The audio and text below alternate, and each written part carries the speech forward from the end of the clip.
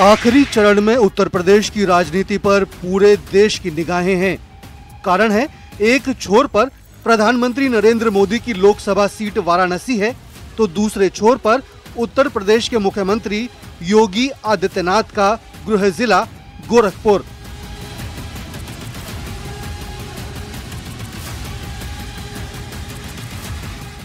BJP के सबसे बड़े महारथियों के प्रभाव वाली सीटों पर विपक्ष की भी नजर है।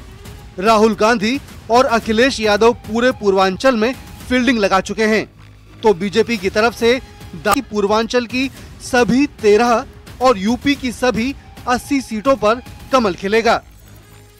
पूरे देश में एनडीए की जबरदस्त लहर है और उत्तर प्रदेश में इस 400 के लक्ष्य को पूरा करने के लिए हमने 80 की 80 सीटें जीतना तय किया है, जिसमें संख्या 79 मिर्जापुर भी शामिल है। 2014 हो 2019 हो, मिर्जापुर की सीट यहाँ के मतदाता ने जीतकर हमारे एनडीए गठबंधन की प्रधानमंत्री जी की झोली में डालने का काम किया और इस बार भी मिर्जापुर से भी हैट्रिक लगेगी। माननीय राष्ट्रीय अध्यक्ष जी ने आपको बयान दे दिया है, उसके आगे पीछे बोलने की मेरी औकात नहीं है, मैं नहीं बोल सकता। बहुत अच्छा परफॉर्मेंस। 80 में 80 का जो नारा देकर के भारतीय जनता पार्टी उत्तर प्रदेश के लिए आई थी, अब 80 में 80 उसको चुनौतियों का सामना करना है और 80 की 80 सीटें बीजेपी के लिए खतरे में हैं। पूर्वांचल की जिन 13 सीटों पर कल वोटिंग होनी है, उनमें से कुछ ऐसी सीटें हैं जहां बीजेपी को चुनौती मिल सकती है, जिसमें सबसे पहली सीट है गाजीपुर। गाजीपुर में बीजेपी के पारसनाथ राय बनाम समाजवादी पार्टी के अफजाल अंसारी में मुकाबला है।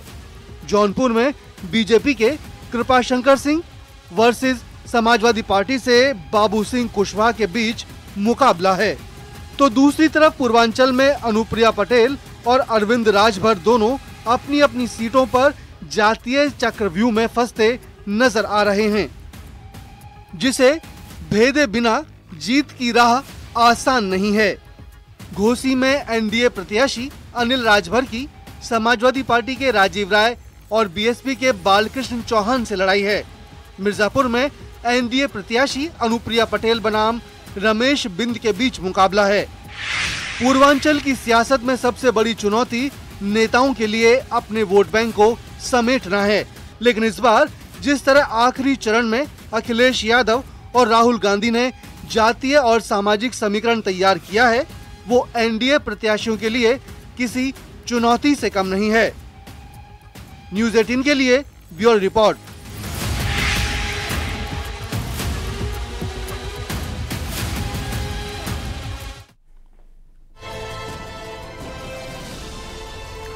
पीएम मोदी का अध्यात्म से कितना गहरा जुड़ाव है, ये किसी को बताने की जरूरत नहीं है, लेकिन चुनाव प्रचार जैसे बेहद व्यस्त कार्यक्रम के साथ साथ आध्यात्म पथ पर पीएम मोदी जिस तरीके से चलते हैं, उससे लोग हैरान हो जाते हैं। लेकिन इस हैरानी से अलग विपक्ष की परेशानी बढ़ चुकी है। कांग्रेस से लेकर समाजवादी पार्टी तक मोदी की साधना पर निशाना साध रहे हैं। रिपोर्ट देखिए।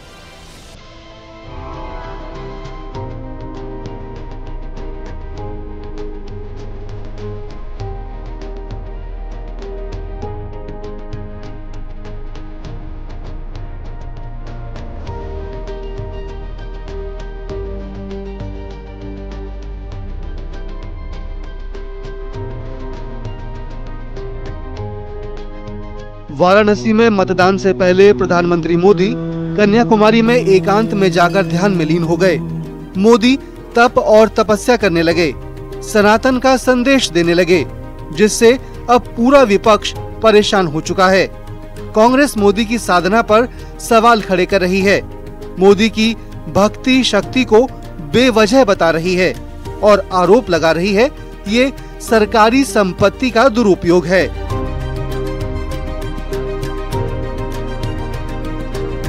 ये सारी चीजें जब इसका जाना आना खर्चा जो होता है, ये गवर्नमेंट के ऊपर वो डालेंगे और जरूरत नहीं, जो जिसकी आवश्यकता नहीं वैसे काम करना देश के लिए नुकसान है। ये अब छोड़ो, आप अपने घर में बैठ के करो, आपको श्रद्धा है तो आप वो सब छोड़ के 10-10 कैमरा लगा के अगर वहां पर शो करेंगे, ये अच्छा नहीं। कन्याकुमारी में दूसरे दिन पीएम मोदी पारंपरिक वेशभूषा में नजर आए। भगवती देवी अम्मन मंदिर में पीएम मोदी ने विशेष आरती की, जिसके बाद विवेकानंद रॉक मेमोरियल पहुंचकर मोदी ने 45 घंटे की ध्यान साधना शुरू की, जो 1 जून को पूरी होगी। लेकिन दूसरी तरफ विपक्ष के आरोपों का शोर बढ़ गया।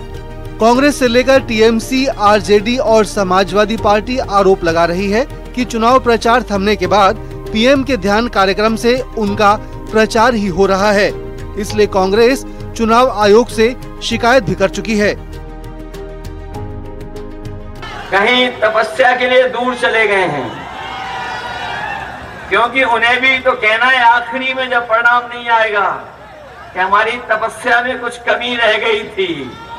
फोटो खिंचवाने जा रहे हैं, शूटिंग करने जा रहे हैं। पिछले बार गुफा में बैठ के फोटो खिंचवा रहे थे, इस बार कन्याकुमारी जा रहे हैं। तो प्रधानमंत्री जी से निवेदन है कि मीडिया और कैमरा पे प्रतिबंध लगाएं और जाइए, जो ध्यान करना कीजिए, ध्यान में बाधाओं को बतलाइए।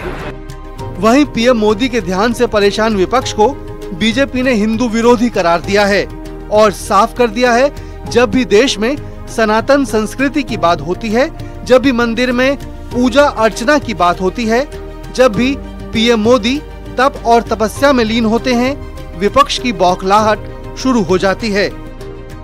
कुछ लोगों की एक आदत बन गई है, हैबिचुअल हो गए हैं, हिस्ट्री शीटर हो गए हैं कि वो आस्था पर सवाल करेंगे, फिर सनातन पर बवाल करेंगे, और अब जो है वो ध्यान कोई देगा, ध्यान में मग्न होगा तो फिर जो है वो उस पर जो है वो धमाल करेंगे। तो जो लोग इस तरह का सवाल बवाल और धमाल करने के हिस्ट्री शीटर लोग हैं, वो जो है वो कोशिश उनकी शुरू से रही है कि नरेंद्र मोदी जी की तपस्या की ताकत और परिश्रम के परिणाम पर को धूमिल करने की धूर्तापूर्ण धुन करें। मैं कह रही हूँ, ये लोग भोखला गए हैं, इनका मानसिक संतुलन बिगड़ गई है। तो ये लोग समझ नहीं पा रहे कि मोदी जी को क्या कर कर रोके। क्या हमने तो कभी किसी से नहीं कहा है कि आप मस्जिद मत जाओ, आप दरगाह मत जाओ, हमने तो नहीं कहेंगे, ना कहा है ना कहेंगे। 1 जून को वोटिंग होनी है, 30 जून को ही चुनाव प्रचार खत्म हो चुका है। लेकिन प्रधानमंत्री के ध्यान में जाने को लेकर बीजेपी और विपक्ष के बीच नई सियासी लड़ाई शुरू हो गई है, और इस लड़ाई को तब और बल मिला जब बीजेपी ने इसे सनातन से जोड़ दिया। न्यूज़ 18